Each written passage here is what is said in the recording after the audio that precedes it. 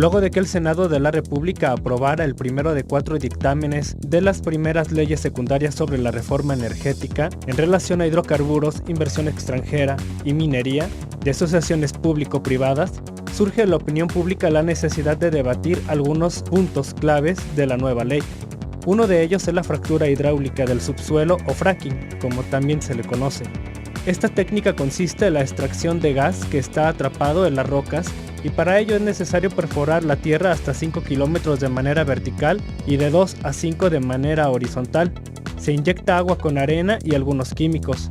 Del líquido utilizado solo el 60% podría ser tratado, mientras que el resto se desperdicia. Con las leyes secundarias aprobadas se autoriza a los estados de Tamaulipas, Nuevo León, Coahuila y norte de Veracruz la cesión de tierras y agua para extraer el gas.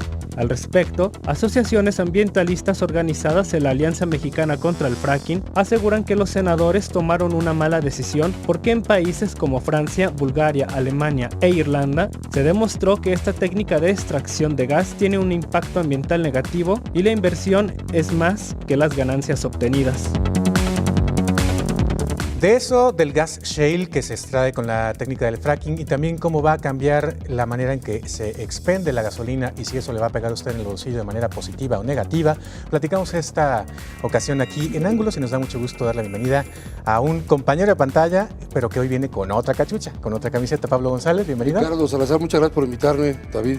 Muchas gracias. Pablo hoy en su calidad de presidente de los gasolineros a nivel nacional, ¿verdad? Sí, Asociación Mexicana de Empresarios Gasolineros, que tenemos presencia en toda la República Mexicana. Muy bien, pues bienvenido Pablo y muchas gracias por estar con nosotros. Y está con nosotros Daniel Martínez González, él es académico del Centro Universitario de Ciencias del CUSEI. Siempre me confundo con el CUSEA. De Ciencias Exactas e Ingenierías. Exactas e Ingenierías, claro, perdón. Una disculpa, Daniel, bienvenido y muchas gracias por acompañarnos. Muchas gracias por la invitación y con todo gusto aquí contribuyendo un poquito a dar a conocer más información sobre la reforma energética. Que por cierto, una de las líneas de investigación permanente siempre del CUSEI es la energía, ¿no? Así es, tanto en el CUSEI como en la misma Universidad de Guadalajara, por ejemplo en el Centro Universitario de Tonalá, ha estado trabajando en este campo de la formación en el tema energético. Muy bien, para arrancar les preguntaría a ambos, ¿qué les pareció en general la reforma que se aprobó? ¿Es la que México necesitaba, es la que nos va a salvar económicamente o más bien nos quedamos cortos? Mira, el 20 de diciembre del año pasado, 2013, se hace la reforma constitucional que modifica un esquema de 76 años. Pemex requería, el país requería de una reforma energética que no se pudo hacer en 2008 y que ahora se autorizó de una manera completamente abierta, a grado tal que superó la expectativa primero de Peña Nieto y es el panel que le da la vuelta. Sí se necesitaba rescatar a Pemex y a todo el proceso energético de energía eléctrica porque estaba abandonado durante 30 años.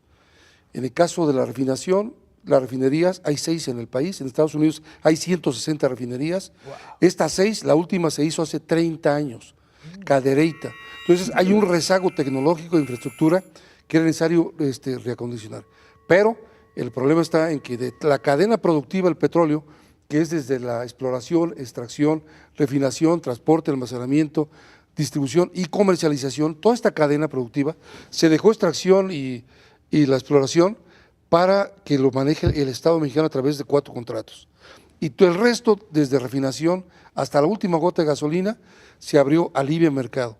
El problema está ahorita en la conformación que se le dio a las leyes secundarias en materia energética, sobre todo el esquema paquete 1, ley de hidrocarburos, que es una ley que se estila donde se ha privatizado como en otros países.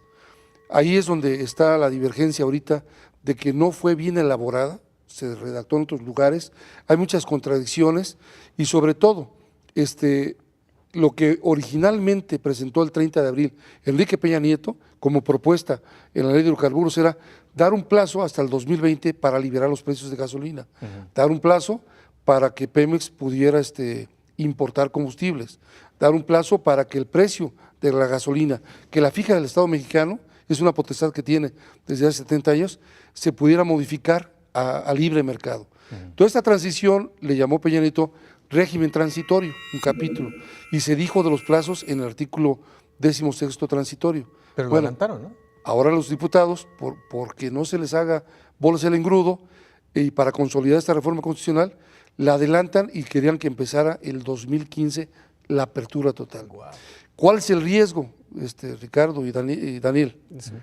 El riesgo es de que no existen ahorita condiciones de competencia efectiva para que las gasolinas de México compitan con las extranjeras. Aquí tenemos, desde hace muchos años, 30 años, gasolina de 87 octanos, que es la Magna, y de 92 la Premium. La 92 de Premium es totalmente importada. La que hacemos es la otra de 87, que se vende en Guatemala, de 91 octanos, 93 y 97. Que se vende en Chile, 91, 95, 97. En muchos lugares de América Latina y Centroamérica se venden gasolinas de mucho mejor octanaje que dan mejor productividad a los motores. Que para los que no tenemos ni coche ni tenemos idea de la química, ¿qué significa el octanaje? ¿Por qué? Es el potencial que tiene la gasolina para darle poder a la explosión de mayor arranque. Es decir, se mide en el octanaje la calidad. Entonces, en México... ¿Y es más barata? No, entre más alta y más cara. Estamos hablando que cuesta 3, 4 pesos. Aquí en México tenemos un precio de 12.86 la Magna. En el fenómeno de la apertura, que se va a permitir gasolinas de otros octanajes y de más calidad, hay un fenómeno que es el azufre, contenido de azufre que es cancerígeno, prohibido en Estados Unidos. En el mejor gasolina del mundo que se hace en California, establece 15 partes por millón de azufre, las gasolinas. En México tienen 500 partes por millón. 300. Estamos en un rezago tecnológico. Bueno, ¿qué se requiere?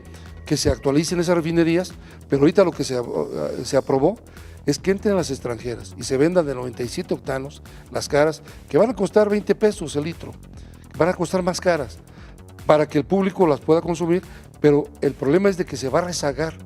Lo que el Sistema Nacional de Refinación produce, el 60% de las gasolinas de todo el país, se va a rezagar porque ¿quién va a comprar gasolina de bajo octanaje? Tenemos problemas de que cascabelean los automóviles, porque la calidad recomendada para los CVs, hay muchas marcas de carros, debe ser de alto octanaje, y en México el octanaje no lo da. A ver, lo que me quieres decir es que una vez que se abra al mercado internacional, voy a tener frente a una gasolinera de Pemex o de cualquier otra marca, una de marca Shell, por ejemplo, que va a vender gasolina más cara pero de mejor calidad y por lo tanto yo voy a optar por comprar la cara. Así es. Vas a ir a la Shell, Mobil, Texaco, Chevron, British Petroleum, Total, la Jeep, todas. Entran ahorita como 10. De esas 10, bueno, las transnacionales en esta reforma energética están pidiendo que Pemex, que es el agente preponderante en fabricar 60% de las gasolinas del país, venda sus refinerías. Primero se dijo, no se vende un tornillo de Pemex, 2013. Ahorita ya se está aprobando la ley de petróleos mexicanos, desmantelar la planta, y los extranjeros dicen, pero yo entro... ¿Cómo? ¿Tenemos solamente cuántas refinerías? 6 refinerías. 6. Necesitamos muchas más. Sí, pero y en la lugar reforma de construir energética, más, lo que obliga la preponderancia a que vendamos las que tenemos. O sea, la reforma energética no trajo, es nada más mayor producción de extracción. Si sacamos ahorita, no está en la reforma hacer más refinerías. No, debió hacerse una reforma completa, es integral, refinerías que cumplan con la nueva tecnología, los parámetros ecológicos, el impacto a los gases invernadero, y entonces que fuera beneficio para el país. No contempla la construcción de ninguna. La de Hidalgo tiene 6 años, que no se pone más que una barda perimetral. ¿Por qué? Porque hay compromiso con los norteamericanos de no construir. Lo que quieren pues es que salga el petróleo crudo y ellos nos lo regresen como refinado a través de gasolinas de más calidad y más caras. Wow. No es tan fácil. Y no le entramos al tema del subsidio y ya no escuchamos la primera parte o la primera impresión de Daniel. Vamos a una pausa y después de la pausa escuchamos a Daniel y luego ya le entramos a la parte de si va a seguir subiendo la gasolina, que va a seguir subiendo porque en algún momento se terminará el subsidio. ¿Y cómo queda el subsidio? Si ya entonces vamos a pagar finalmente como debería ser el precio de la gasolina, debería ser, ahorita les explico por qué, o si nos lo van a seguir subsidiando y de qué forma. Ya regresamos.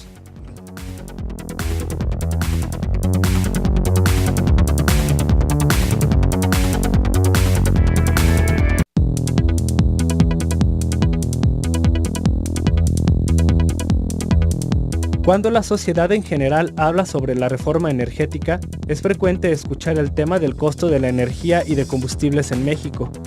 Esto refiere para muchos a Pemex, si será privatizado o no, si el precio de la gasolina bajará o no. La reforma energética no privatizaría a Pemex, según los senadores, sino que deja de ser una paraestatal para convertirse en una empresa productiva del Estado, lo que le daría autonomía en sus gestiones comerciales y administrativas. La reforma energética plantea que con los mecanismos de inversión privada bajaría el costo en la producción de los combustibles, pero eso no significa que el precio de la gasolina también baje, sino que se ajusta al costo del mercado. Entonces, ¿termina el subsidio para la gasolina? ¿Cuál es el beneficio de la reforma energética para los ciudadanos?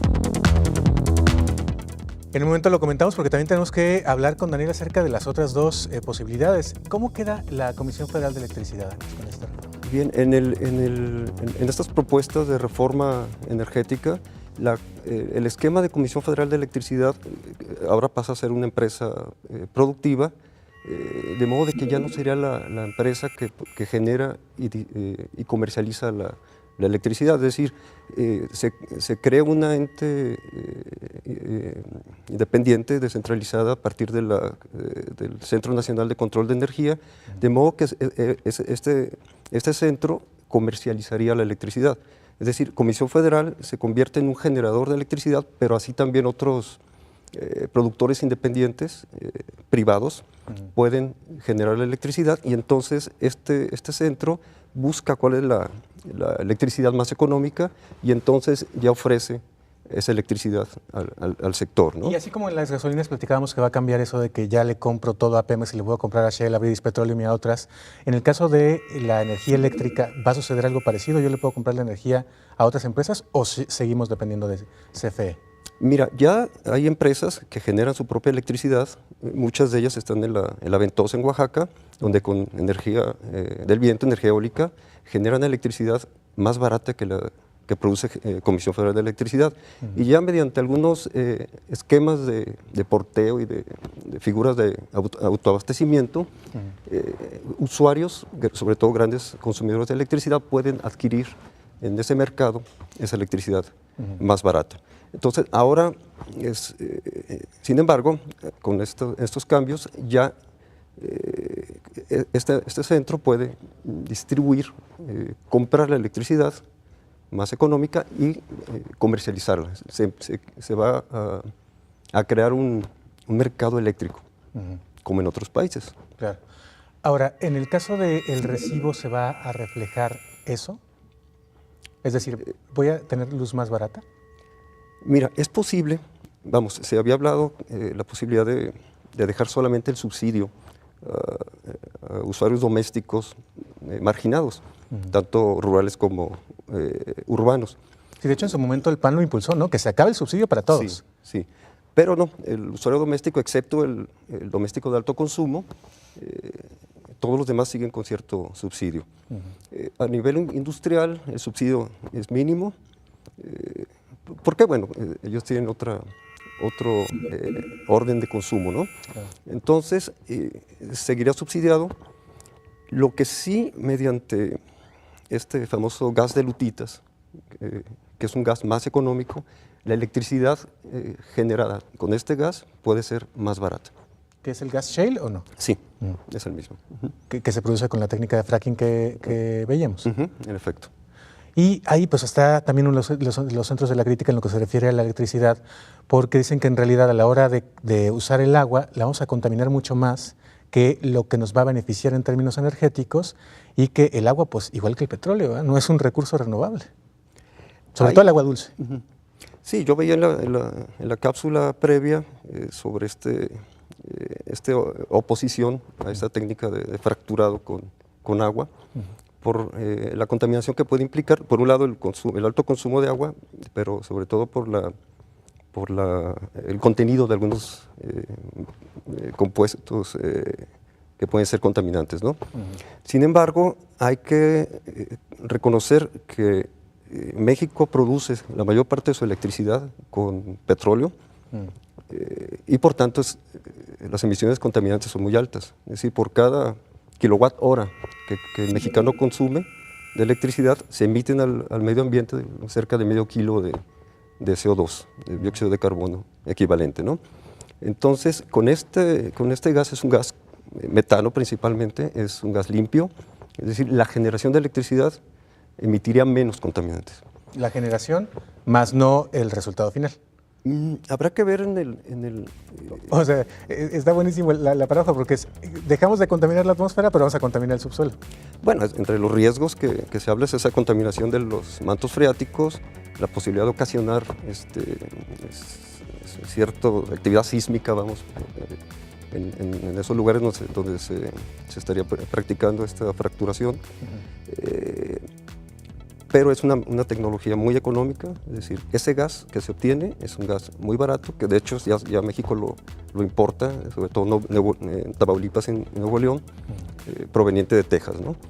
Entonces es un combustible barato, contamina menos en la generación de electricidad, se puede obtener electricidad más barata, pero tiene esas consecuencias de esa contaminación en el subsuelo.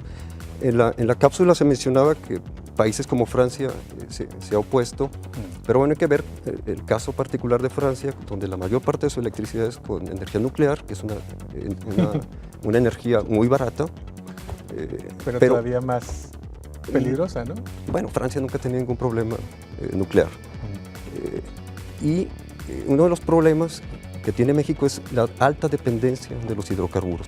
Claro. Es decir, cerca del 90% de la energía producida en México es con hidrocarburos, es decir, petróleo, gas natural, y sumándole el carbón mineral, es más del 90% de la energía primaria en México proviene de combustibles. Combustóleo para la energía Sí. eléctrica también. Sí, así es. Y por cierto, ¿y la nuclear no está ahí Laguna Verde?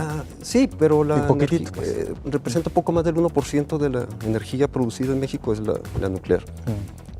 Entonces, ese es uno de los grandes problemas que tiene México, la alta dependencia de los combustibles fósiles, que a lo largo de estos años previos, poco se ha hecho en México para tener esa independencia, para buscar otras fuentes de energía. Aquí en México, cerca del 7% de la energía producida viene de fuentes renovables, pero de esa, más del 2% es leña, y luego un poco más del 1% es hidráulica, geotermia, bajazo de caña. Solar y energía eólica es apenas el 0.06% de la energía, ¿no? Que justamente esa era la pregunta, ¿no? Y ahorita hablaremos un poco acerca de eso, porque el petróleo se nos va a acabar, ¿no? El agua, a ver cuánto nos dura con la técnica del fracking. Entonces, tendríamos que ya, desde esta reforma, estar impulsando energías alternativas. Y les voy a preguntar después de la pausa si se contempló algo al respecto o si, como luego en México lo hacemos siempre, ahí se quedó para luego. Ya regresamos.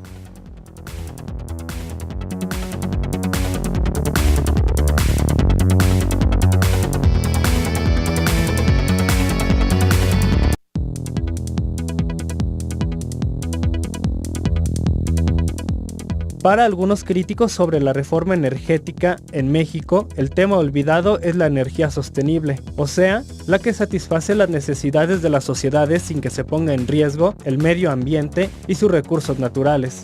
En el primer paquete de leyes secundarias aprobadas por los legisladores, se excluyeron los puntos sobre el tema, a pesar de que en el decreto constitucional sobre la reforma energética, publicado el pasado mes de diciembre, se habla sobre el combate al cambio climático y el impulso a las energías sostenibles.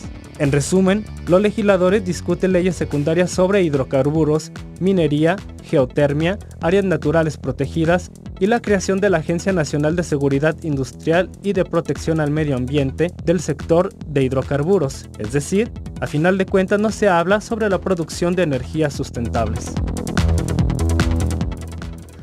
O sea, a ver, ¿es así, Daniel? Lo que nos vendieron que iba a ser la gran reforma y que desde el momento desde ahora ya, México le iba a entrar más a las energías renovables y sustentables, ¿no quedó? No completamente. Creo que es una de las partes incompletas de la reforma, es esa falta de promover más otras fuentes de energía, sobre todo estas fuentes renovables. Sin embargo, en este esquema de la reforma referente a la electricidad, sí se considera también la participación de particulares en la mejora y la ampliación de la red de distribución. Es decir, de ese modo, zonas que en México, que hay muchas en México con alto potencial solar o eólico, o por ejemplo pequeñas hidroeléctricas, como es el caso de Chiapas, Veracruz, Hay muchos lugares con buen potencial de generación de electricidad, pero no hay la red eléctrica para sacar esa electricidad generada. Entonces, de este modo también la ampliación y una mejoría en la infraestructura de redes de distribución podría favorecer el generar electricidad en lugares donde escasamente poblados, por ejemplo, en zonas desérticas o áridas, donde hay mucha energía solar, pero no hay la infraestructura para sacarlo. ¿Y eso lo pueden hacer los particulares hoy? O sea, yo podría poner un campo de, como lo veíamos en la película que llega Gattaca, de múltiples paneles solares y luego venderse esa energía a la CFE, por ejemplo, o a la comisión Sí. que quedó para recibirla. Incluso en el norte del país ya hay algunos proyectos de instalación de granjas solares. Aquí en Jalisco, junto con la central eólica de Grupo Dragón, ahí en los Altos de Jalisco, ¿no? En los Altos, en Ojuelos, que es una capacidad de 50 megawatts con aerogeneradores, se tiene ya pensado iniciar una central solar del orden de 10 megawatts con paneles fotovoltaicos. Wow. Entonces, sí hay mucho potencial y se puede hacer, ya se está Pero haciendo. queda ahí un poquito el garete de que ahí si los empresarios quieren que le entren, no es que sea una política de Estado, ¿no? Sí, pero es obtener electricidad más barata para que el usuario final lo obtenga de una manera más económica. Ahora que hablamos de energía más barata, en el caso de las gasolinas, entonces, ¿no van a bajar las gasolinas? Para entender el precio de la gasolina, el por qué no va a bajar en el país, es que está indexado al precio internacional del barril de petróleo en todo el mundo. Los países que se privatizaron, como Brasil y algunos más de Sudamérica, Noruega, Italia, venden la gasolina a $2 un litro de gasolina. No saben, Aquí lo vendemos a 8 12.86, menos de $1. Por el Wanda, subsidio. Por el subsidio. El subsidio es del orden de 130,000 millones de pesos en un año.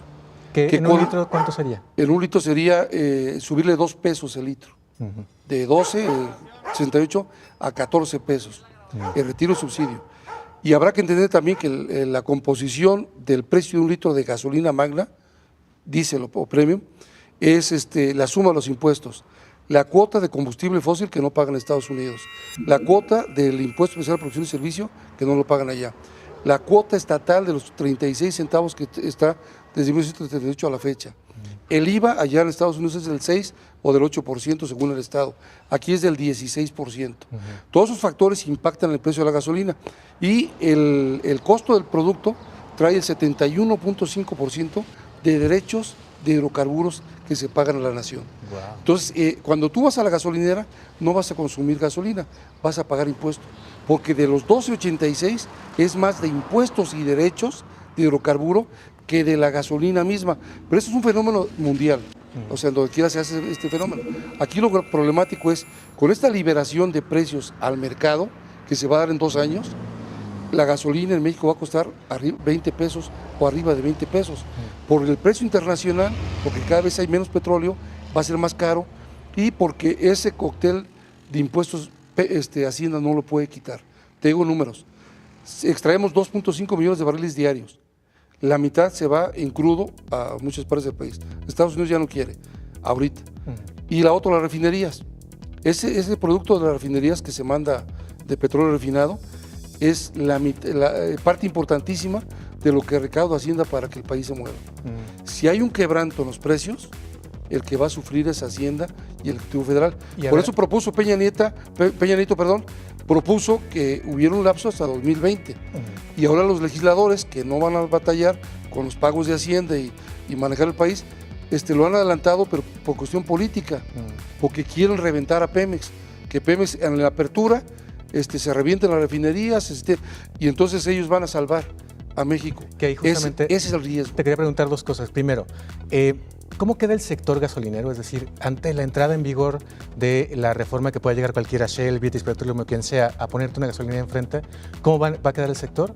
Y lo otro es, pues entonces, ¿para qué hicimos la reforma? Lamentablemente, mira, hay otro factor importantísimo que se llama evaluación del impacto social, los trabajadores. Está Romero de Chávez, estuve yo en el Senado hace unos días, están peleando por 150,000 trabajadores de Pemex, de que hay que protegerlos. Le hicieron el artículo 2º transitorio de esta reforma energética exclusivamente para proteger a los trabajadores de Pemex que pueden parar el país. Pero los de las gasolineras y las no son de gasolineras Pemex. somos 400,000 despachadores de gasolina que ganan 80 pesos de salario. no ganan los 1,000 pesos que gana uno de Pemex. Ganan 80 pesos y ganan 5 o 6 veces de propinas de lo que es el salario mínimo. Bueno, esos despachadores, si en enero empiezan a vender gasolinas extranjeras, nosotros los tenemos que despedir, porque no hay gasolinera transnacional en el mundo que tenga empleados. Es una consola, tarjeta de crédito, sin empleados, todo electrónico. Aquí habrá que despedir a 400,000 trabajadores.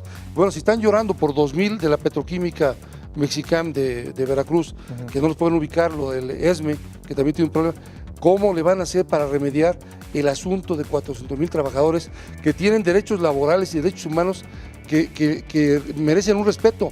Estos despachadores, Ricardo, no son mexicanos de segunda.